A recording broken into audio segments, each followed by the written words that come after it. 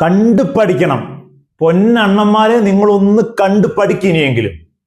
കാരണം ഇത് പറയാതെ വയ്യ എന്നുള്ളതിന്റെ ഏറ്റവും എക്സ്ട്രീം ലെവലിലായിട്ടുണ്ട്. ആരാണ് കണ്ടുപഠിക്കേണ്ടത്? ഈ നാട്ടിലെ കോൺഗ്രസ് അണ്ണന്മാർ. ആരെയാണ് കണ്ടുപഠിക്കേണ്ടത്? രാവും പകലും ട്രോള് ചെയ്ത് ഒരു രീതിയിലുള്ള വിലയും കൊടുക്കാതെ ഒരു മണ്ടൻ പാർട്ടി എന്ന് കേരളത്തിൽ വിശേഷിക്കപ്പെടുന്ന കോൺഗ്രസ് എല്ലാം അടിച്ചാക്ഷേപിക്കുന്ന BJPയെ കണ്ടുപഠിക്കണം.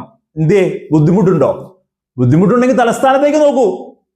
പ്രതിപക്ഷത്തിരുന്ന 1/4 നൂറ്റാണ്ടിൽ സിസ്റ്റമാറ്റിക്കായി വളരെ കൃത്യമായി പ്ലാൻ ചെയ്ത പദ്ധതിയുമായി അമിത്ഷായും കുട്ടികളും ഡൽഹി തലസ്ഥാനം, ഈ രാജ്യത്തിന്റെ തലസ്ഥാനം പിടിച്ചെടുത്തിരിക്കുകയാണ്. ഒരു സംശയം വേണ്ട. കേരളത്തിൽ ഈ വാർത്ത കേൾക്കുമ്പോൾ എല്ലാവർക്കും ഒന്ന് പൊള്ളും, ഒരുപാട് പൊട്ടും, ഞങ്ങൾക്കും അറിയാം. പക്ഷേ കണ്ടു പഠിക്കേണ്ടത് കണ്ടു തന്നെ പഠിക്കണം. എന്താണ് BJP അവിടെ ചെയ്തത്? വോട്ട് ഷെയർ ഇപ്പോ മാധ്യമങ്ങളിൽ ചർച്ച ചെയ്യുന്നതാ. BJPയും നമ്മുടെ ആപ്പും AAPയും തമ്മിലുള്ള വോട്ട് ഷെയർ 3% ഉള്ളൂ, 5% ഉള്ളൂ, ബ്രിം ലെവലേ ഉള്ളൂ എന്ന്. എന്റെ പൊന്നു മനുഷ്യന്മാരെ, അതിന് BJP വോട്ട് ഷെയറിലാണോ കോൺസെൻട്രേറ്റ് ചെയ്തേ? BJP രാജ്യത്ത് നടപ്പാക്കി വരുന്ന ഒരു ഇലക്ഷൻ മാനേജ്മെന്റ് ഉണ്ട്.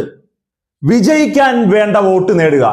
നിങ്ങൾ പെർസെന്റേജും കൂട്ടിക്കഴിക്കലും കണക്കുമായി തെക്കൻ സംസ്ഥാനങ്ങളിൽ അതിന്റെ BJPയെ ഏറ്റവും കൂടുതൽ ശക്തമായി എതിർക്കുന്ന കേരളത്തിൽ ഇരുന്ന് വാർത്താ മാധ്യമങ്ങൾ ഇങ്ങനെ ചർച്ചാ നിബിഡമാക്കിക്കോളൂ.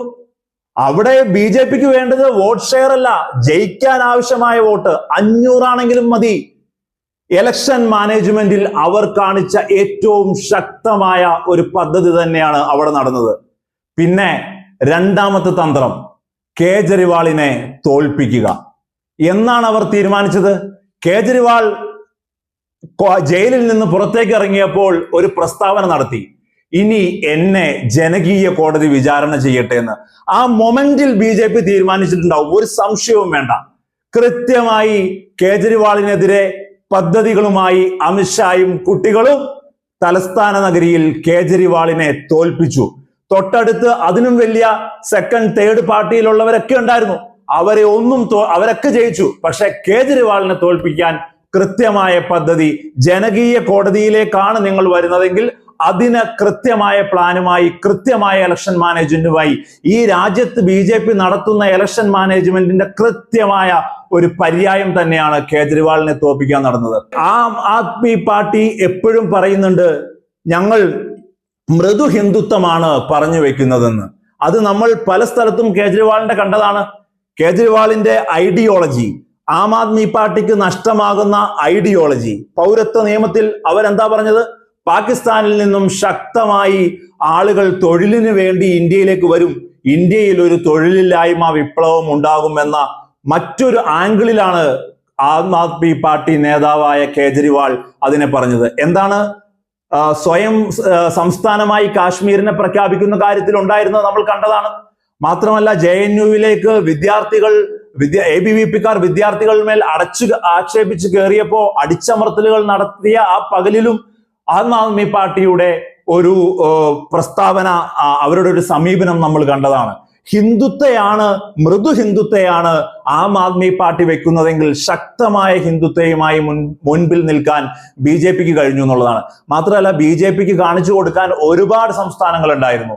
അവർ മുൻപിൽ നിൽക്കുന്ന മധ്യപ്രദേശ് അടക്കമുള്ള മുഴുവൻ സംസ്ഥാനങ്ങളിലും അവർ എന്താണ് അവിടെ കാണിക്കുന്നതെന്നും എന്താണ് ഓവർ പറയുന്ന കാര്യങ്ങൾ നടപ്പിൽ വരുത്തുന്നത് എങ്ങനെയാണെന്നും BJPക്ക് കാണിക്കാൻ പറ്റി എന്നുള്ളതാണ്. അപ്പോ എങ്ങനെയാണ് 1/4 നൂറ്റാണ്ട് പ്രതിപക്ഷത്തിരുന്ന് മുൻപിലേക്ക് വന്ന് ഒരു രാജ്യ തലസ്ഥാനം പിടിച്ചെടുത്തത് എന്ന് കോൺഗ്രസ് 10 വർഷമായില്ല അണ്ണന്മാരെ, ഇനിയെങ്കിലും പിടിക്കണ്ടേ?